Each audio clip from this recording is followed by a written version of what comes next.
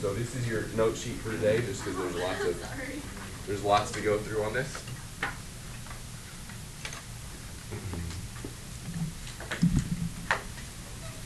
So you'll remember that a vector, by a vector, we maybe first need to go back and say what we mean by like a normal number, a scalar. And there's a reason we maybe call it a scalar too. But we think of a scalar as a one-dimensional quantity, like some of the things on this list, things that can be captured in only one number. You can communicate to me the length of this table by only packaging up and delivering to me one number. And I've received that information. Good job. Whereas a vector is a two-dimensional or higher dimensional quantity, like these. You technically haven't delivered to me fully the velocity information if you only are giving me packaged up one number. There needs to be some sense of direction there too. And the same goes for force or momentum or a whole host of other things too. Right? Certainly acceleration and displacement and things like that. So we often give, as you remember probably, a vector in its component form, or sometimes it comes to you in terms of its magnitude and direction, right? Theta and r or something like that. You'll also recall that occasionally in this unit, I think the I and j will come up again, and you just remember that those are our names for the unit vectors in the x and y direction. And the interesting thing, of course, about those is that with just those two vectors, you can express every other vector in terms of those. Well, I don't know, maybe it's not that interesting, but you can take those and write any other vector. So we're not just like saying, there's a sense in which this is not just another notation, it's actually expressing another mathematical truth, and that this is not just like something comma something, that this is like literally x and y are numbers that we can take and use with these vectors to form another vector. We actually have vector scalar multiplication and vector addition happening here. Speaking of those things, I'll just say this, right? You know that when you add vectors, that happens in exactly the way you would expect, even if no one told you ever about it, right? You just add component-wise. And multiplication by a scalar happens in exactly the way you would expect. You just take the scalar and multiply by each component. That makes sense. And that's, again, maybe why scalar is a good word, because they have a scaling function on vectors. The magnitude is, of course, given by the Pythagorean theorem, or the magnitude formula, or the distance formula, or whatever you want to call it. It's all the same thing, you know. And you can see, too, that we use absolute values to bars to write that. And, of course, that's not just like an inconvenience in notation. That's actually doing us a favor, reminding us really that by the absolute value, we mean the magnitude of a number, whether it be one-dimensional, two, or three, or four-dimensional, right? And in fact, you'll remember that even in the one-dimensional case, this is the absolute value function. You graph it on your calculator, square root of x squared on your calculator, you get a picture of the absolute value function. That is the absolute value function.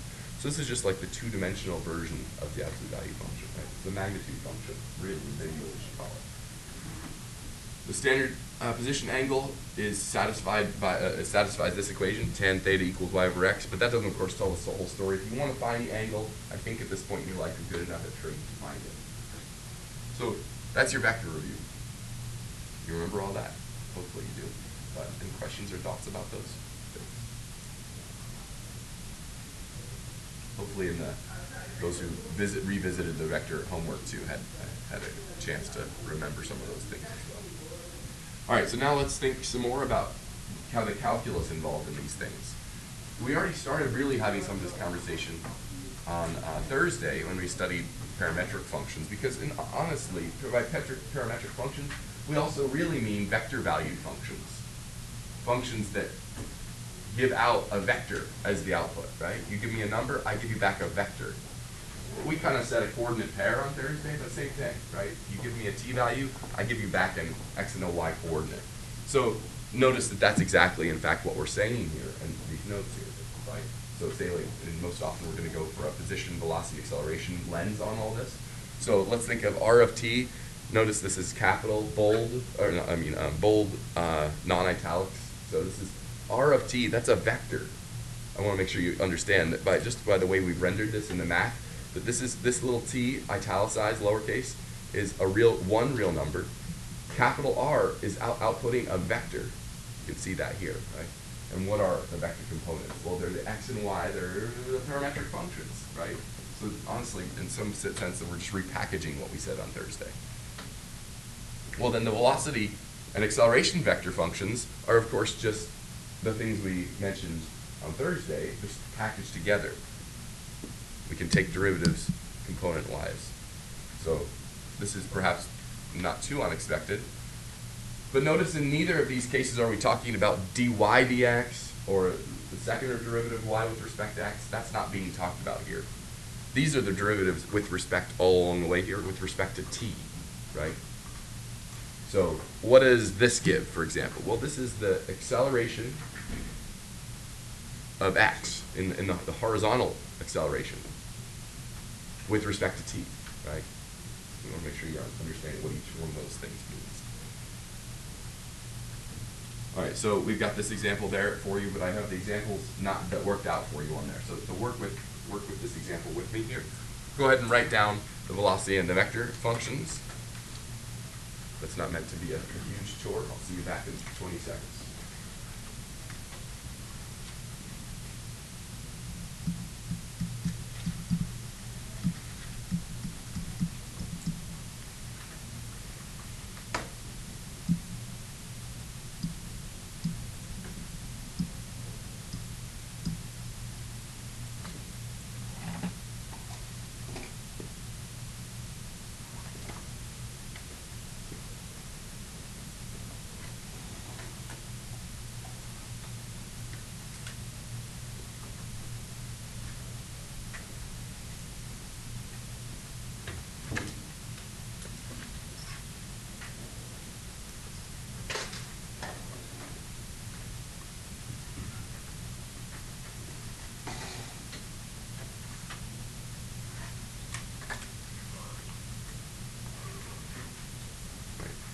Lori, you want to take the first one, and then Lana, second one?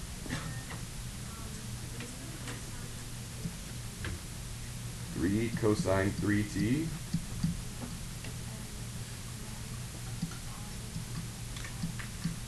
Very good. And Lana, you want to take the acceleration? Go ahead.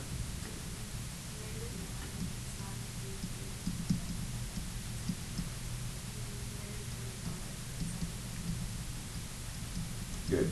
And you don't have this picture on there, but it's interesting to note that this is the picture. And by the way, you know how to graph these on your calculator in parametric mode.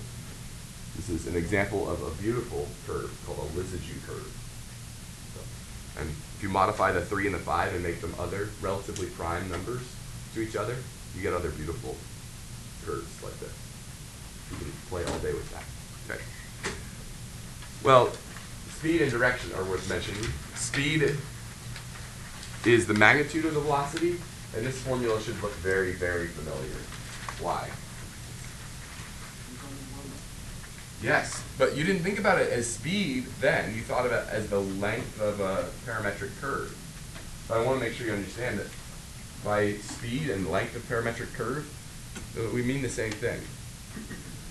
It also, oh, sorry, this is at one place here. We need to integrate this then too, but this is the magnitude at a particular moment in time, right? Makes sense that this is just the magnitude of formula applied to velocity, the velocity vector. The direction is often given as v of t over the absolute value of v of t, which is the unit vector. So I should have put that in the vector review at the beginning too, if you remember how to find a unit vector. You just take a vector, find its magnitude, and divide out by its magnitude, so that makes its new magnitude 1, right? You divide a vector by its magnitude, its new magnitude is 1. So sometimes the direction is just given as a unit vector, kind of a little vector that says, this is the direction that you're currently in. That's all. So go ahead and do those two things. Find at t equals 2, for this curve that we were just working with, find the speed and direction at t equals 2. And again, I'll give you a few moments to do that, and we'll call them.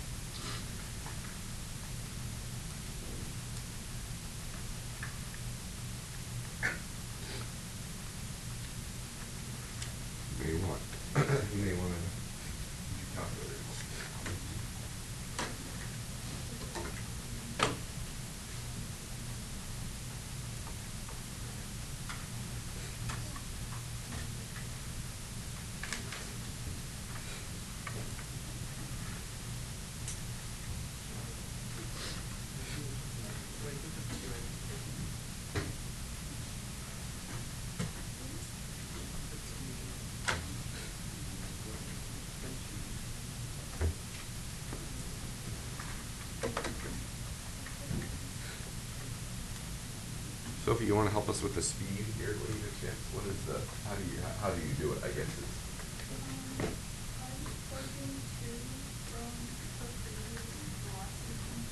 Okay, so you have, what was that, 3 cosine of 6, I guess? -5 sine of 10. Okay.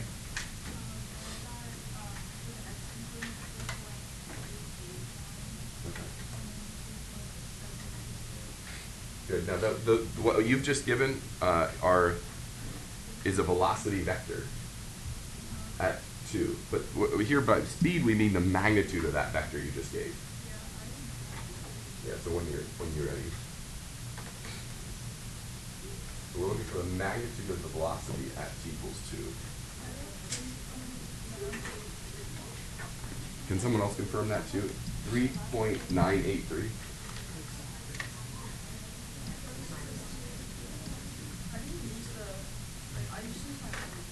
You what? Okay, so maybe those are a little off, possibly. But if you do it in earnesty, you could just type it in one calculation like this, right? Yes? Which is what this says, yes? Take the derivative, put in 2, take the derivative, put in 2, and then find the magnitude of that vector. That's all said all at once in this formula. Okay. Someone can confirm or deny that she has it. Okay. I don't know. Hopefully that's right. So look, this is certainly the form of the calculation we need. Giovanni, does this make sense to you? The direction you want to take that? What we mean by like.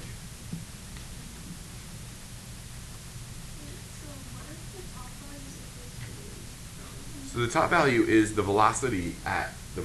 So what is the speed is a scalar value, right? One number we just got. The direction, though, we're saying is a vector. Right, so I'd like it, like in the end here, with the speed and the direction we want to give will be a vector of some kind. Now, what is the vector? Well, it's the velocity vector. That so Sophie said out loud, dot, the comma, dot. Right.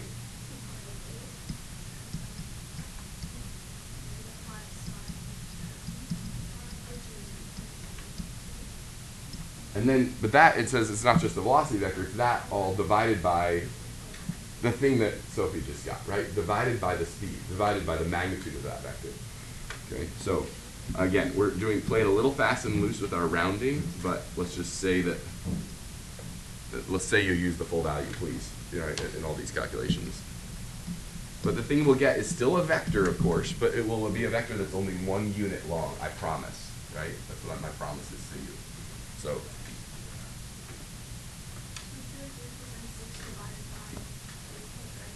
Right, exactly. Both of them divide. Now again, that's rounding might be a little off, but go ahead.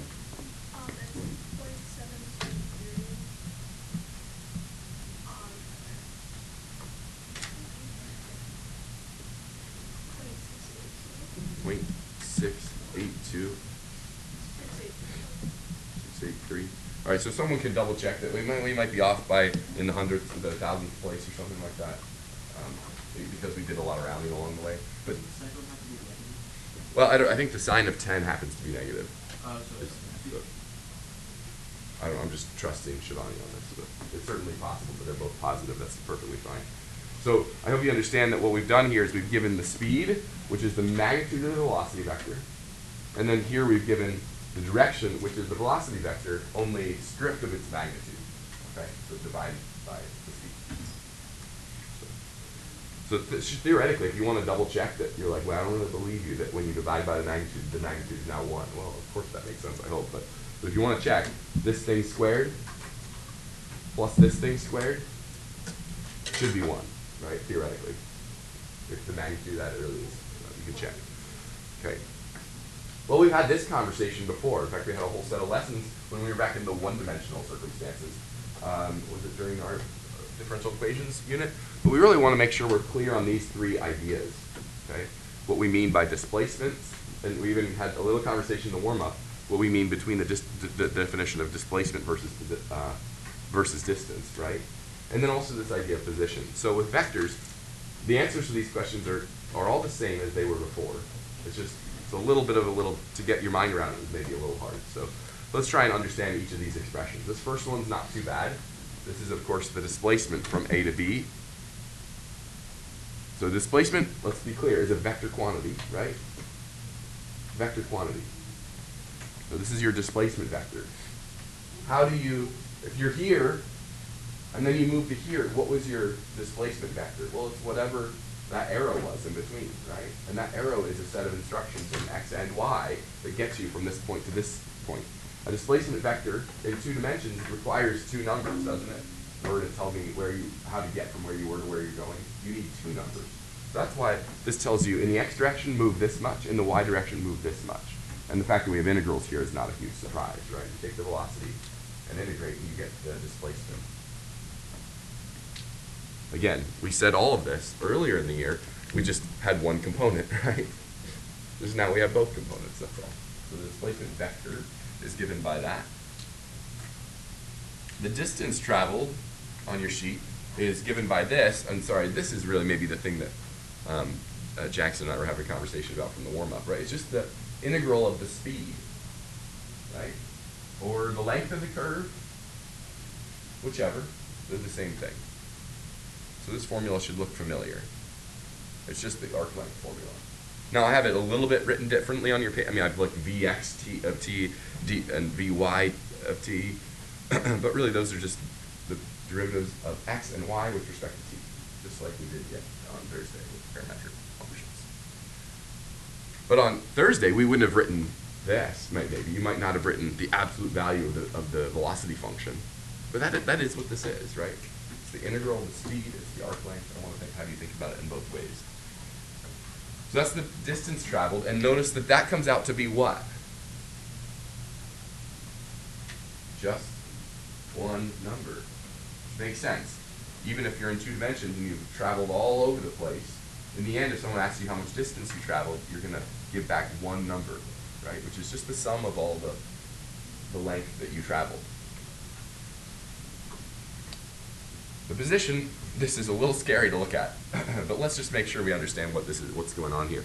Now, to be clear, maybe I should have written it this way too, just to be honest, just to be kind of agree with the displacement up here.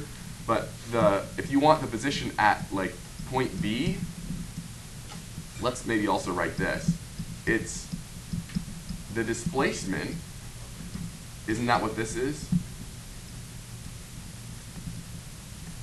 But this is the displacement at x in the x direction. C up here. Plus, what's this? Yeah, wherever you were. So it's wherever you were in the x direction plus the amount you've moved in the x direction. That's all. Isn't that always what position has always been? I think sometimes we make that mistake. And all these we have to kind of keep straight, don't we? But whenever we're dealing with position, we need to keep that different in our mind from displacement. Just because over the last 4 seconds you moved 20 feet doesn't mean that you are now located at 20 feet on the x-axis or something. It depends on where you started at time 0. You're 20 feet to the right of that, whatever it is. So you need to add that value. Well, then the same thing goes for in the y direction. Now, the reason I have it with t's in here is because often by position we mean some position function of t, and so that's why I have this general value. You might actually want a function, y, of a to b. Sorry for all the letters up here. There are a lot of letters to keep track of, hopefully. If there's any letter, let's stop and breathe for a second. If there's any letter that you're not sure why it exists in this equation, let me know. This is one of those situations where you back away and you're like, wow, we've reached that place where we have this board full of symbols and there are just no numbers there. So starting with, yeah, go ahead. What? S? Why S? Well, up here we use T, but you'll remember that back when we were doing the accumulation function, we call it capital F of T and things like that, we often said that's the accumulation function from A to T of little f of S ds. And the reason was because if we have a T here and here, we have a little bit of like a logical, it's actually technically there's nothing wrong with it. It's just a little confusing for the user of the formula, because the independent variable in this situation, to be clear, is t. It is not s. S is like a temporary variable. We've called it the variable of integration. We've called it a dummy variable, right? I sometimes, if you're a computer scientist, I like to call it a local variable, right? If you live outside of this integral, you don't know what s is. I've never heard of it. But if you're here, you maybe know what s is inside here. But when you're done, you return a value. This is a function of t, not a or s or f or d or anything like that, right? So does that make sense here? It's really just a placeholder. And why is it necessary? No, it's not necessary down here. But here it is because I have this t here. So I just like swapped it out. And there's nothing special about s. You can use any dummy letter you like. Maybe that was your question too. Yeah. Why is it y of x instead of y of z? So in both cases, you add, this is the initial position. Oh, I was looking at the wrong spot. I got it. Yeah, so this is the initial. In fact, right now, if you plug in, let's just try it. If you plug in a for t everywhere, what do you get? You get x of a plus the integral from a to a. Oh, well, what's that? Doesn't matter what the function is. That's 0. So if you plug in a for t, you just get x of a comma y of a, which is, of course, exactly what we want. That's the position that you're at when you plug in a for the time. Now, if you plug in something else, you get the position you were at a for x and y plus whatever the change in x and y are. So, all right, so that's a lot to unpack. If you successfully now, after the last 3 minutes, understand this whole phrase mathematically, I mean, well done. I mean, you've done it. You've taken BC calculus. I mean, that's impressive. There's a lot to say there. All right, so I think, is this the same function still? All right. So we'd like to do some of the things we just talked about now. Calculate the displacement and all that kind of stuff. Particle moves in the plane with position vector this, as before.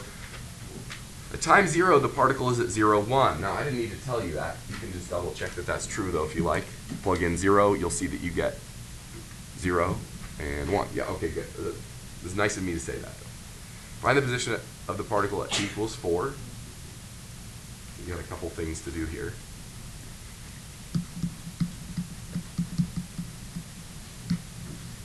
Position at t equals 4, and the total distance traveled from t equals 0 to t equals 4.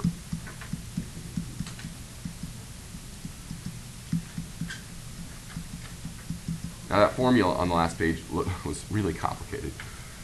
But really all you're doing to find the position is what? There are two ways you could get this here. If you have the position function, which we already do, what can you do? Yeah, just plug in 4. I just want to make sure that after the last slide, we're just asking for what is r of 4. Now, if you don't know what that is and you're given velocity functions, then you're going to need to do some integration, that's all, and take care of initial conditions. But here we actually have the vector function for the position.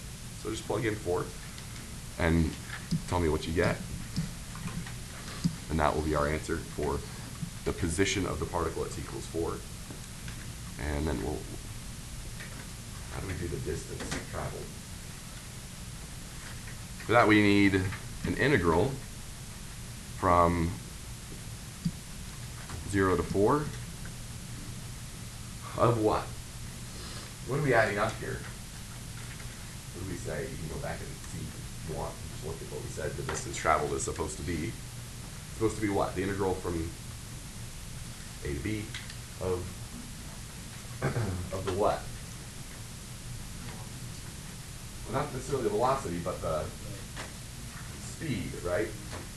So, so you could write the absolute value of the velocity vector in here if you like, which is, we already said multiple times today, is 3 cosine 3t, comma, negative 5 cosine 5t, sorry, sine.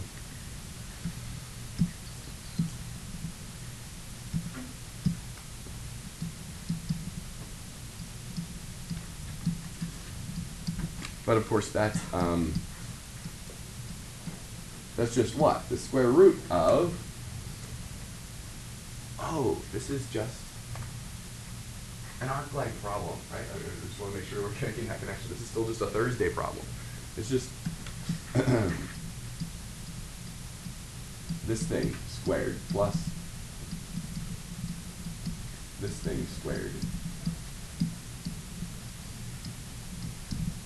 And so we just need a calculator now in our lives.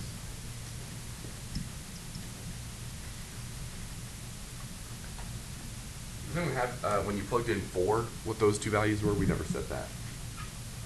What is the sine of 12 and the cosine of 20? Yeah, Sean. 0.537?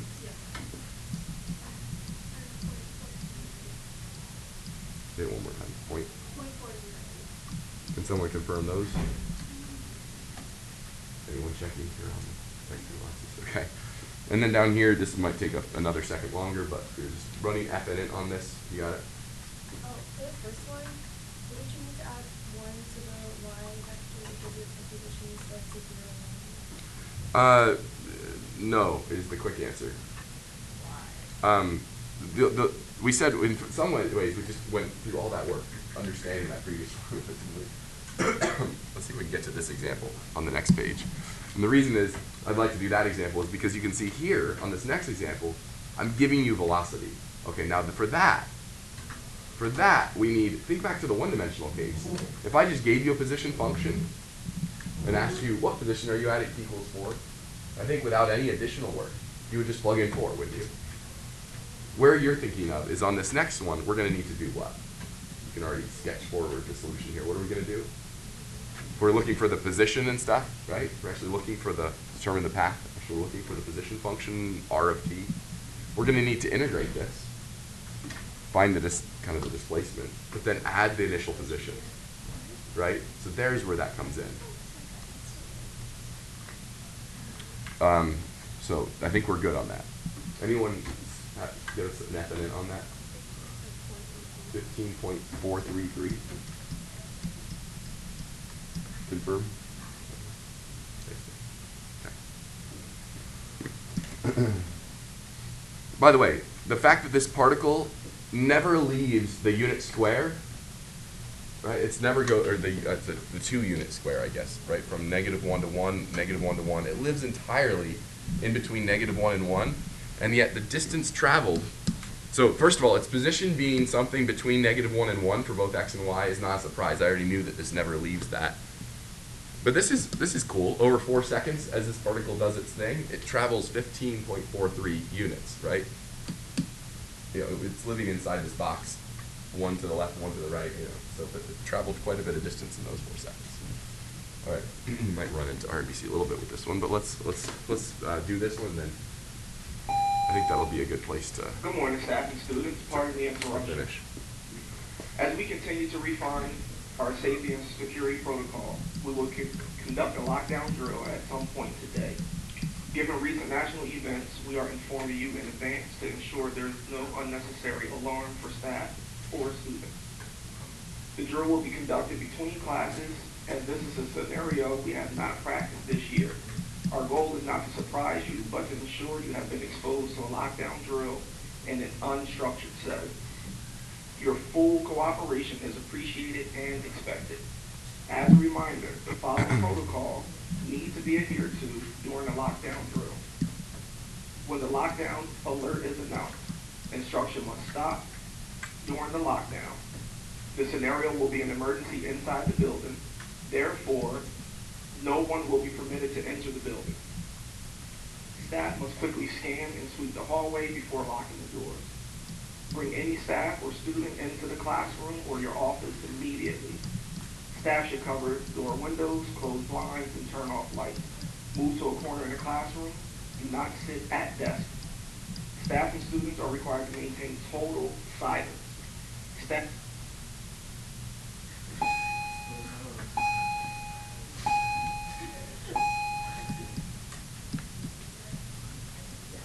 He's gonna come back on, maybe? Or that? All right, silently, I've been walking you through this problem. But yeah, I guess he's done. He's like, that was all you needed to know, I guess. So, here it goes. Pardon. Staff and students are required to maintain total silence. Staff should not send emails with attendance information during a lockdown. Students, staff, and visitors are to ignore all bells and alarms and remain in a lockdown mode unless you are instructed to do differently by the administration or public safety team. Students and staff will be notified via PA when the drill is completed. Do not open your doors before being instructed to do so. Anyone who needs to access your classroom will have a key. Again, this drill will occur between classes at some point today. Thank you and have a great day. I guess I promised we put an S in there, so there you go.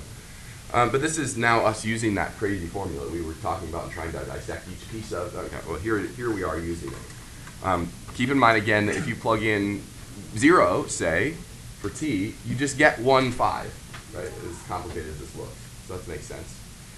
Theoretically, if you plug in, it's telling us, if you plug in 9 and 21, if you plug in 4, you get, this will come out to be 8, I guess, plus 1 is 9, and this will come out to be, whatever, 16, I guess, right? Plus 5 is 21. Here. But, so what do we get here? When we integrate, well, we have to actually do some anti-differentiation, but this is not bad. There's a pi, and this will work out nicely. So we get s 1/2 s squared. Now we're going to be integrating this from 0 to t, so we'll have to be a little bit careful. That's in the problem, which is actually convenient because we're about to integrate that. So it's 3 sine pi s. Check me on the derivatives here. From 0 to t. Or just take the derivative of this, you get s plus 3 times negative cosine. Oh, sorry, we do need a minus in there. So this is what we check. All right, check that. Does that work? And cosine times. Okay, I'm feeling good about that. I will repeat the same kind of thing over here. S squared minus plus cosine pi s on the interval 0 to t. Plugging in t and 0 and subtracting. Now over here, when you plug in t, of course you just get 1/2 t squared minus 3 sine pi t. And when you plug in 0, this zeroes out and this zeroes out. So I'll make sure you know that I plugged in t and I also did plug in 0, I promise. It's just I got 0. Okay? So here we go. We're working on the position function. In a second we'll have it. This is going to be great. Over here, we need to plug in t as well. So we get t squared plus cosine pi t minus what happens when we plug 0 in. And now the reason I'm pausing here is because over here you're like, well, that didn't give us anything. But over here it does. When you plug in 0, you get 0 plus 1. So, well, no, we're subtracting what happens when you plug 0 in, right? So I think our final position function, let's write it out here. R of t, this is a vector function, is 1 plus 1/2 t squared minus 3 sine pi t, comma, 4 plus t squared plus cosine pi t. Now I want to say one more thing before we kind of put a close on this problem, and that's that if you don't like all this notation, there is another way to think about this, and that's just that we've just solved 2 initial value problems at once, right? So the way that we often solved initial value problems back in the day was just to be like, well, integrate this. What will happen? Well, you'll get a plus c, won't you? Okay, well then find what that c should be in order to satisfy the initial condition that we have 1 when t is 0, right? Does that make sense? Repeat that same thinking and that process on the y component, right? Integrate this function, you'll get a plus c. Figure out what c is to make this happen. So if you're getting lost in this notation, even though it's beautiful and correct, feel free to just do this any way you can. If you can get this answer and do it with clear thinking, I don't care that whether you write this exactly or do it, right? But this is the kind of thinking we're looking for. All right, we'll have to clean up with a few other examples, but you're very well equipped for the homework tonight, I think.